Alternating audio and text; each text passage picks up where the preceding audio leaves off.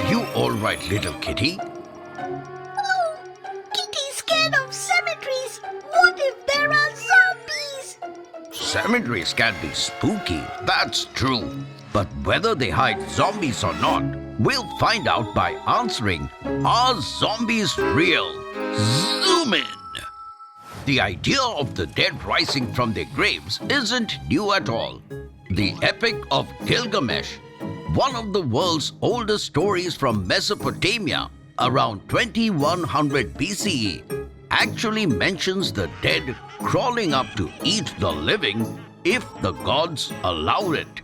Ancient Greeks also feared the restless dead. Archaeologists have even found graves where skeletons were pinned down with rocks or shackles, like a prehistoric version of just in case they come back to life.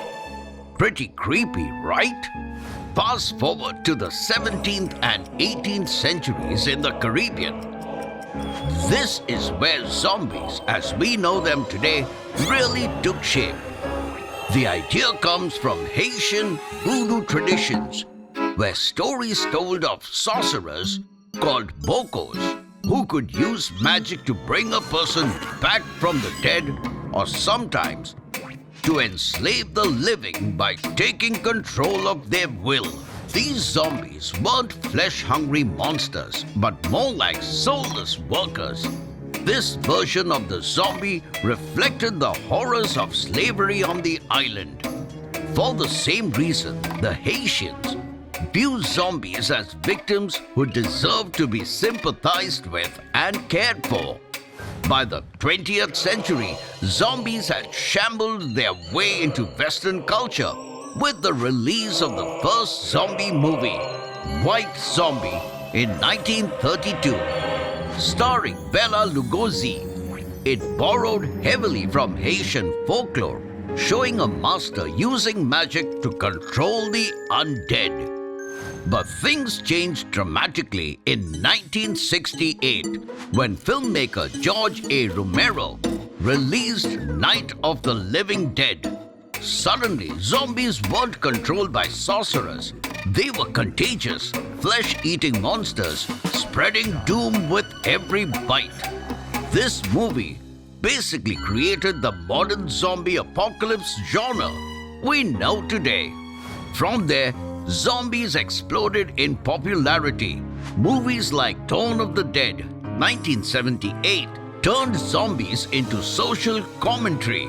This time about consumerism, since most of the story takes place in a shopping mall. And by the 21st century, zombies had become cultural icons.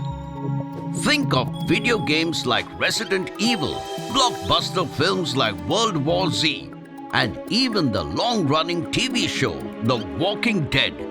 Each added new twists, fast zombies, swarming zombies, even sympathetic zombies.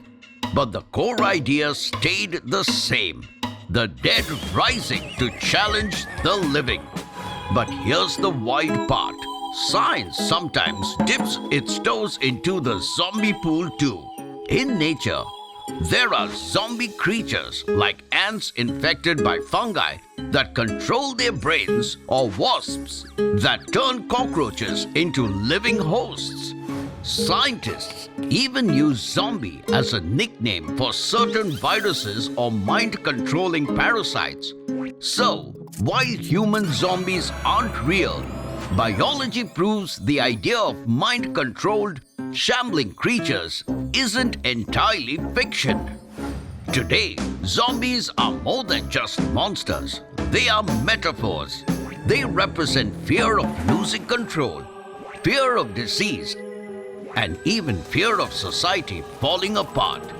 And that's why, from ancient tombs to phone screens, zombies never really die. In other words, zombies may not be real, but the stories behind them are very much alive. Trivia time! Did you know most scholars trace the word zombie back to the Congo word zombie, which means god or spirit of the dead? Also, World Zombie Day is celebrated on October 8th. Sketching time! Today's sketch of the day goes to Christoph Alexis.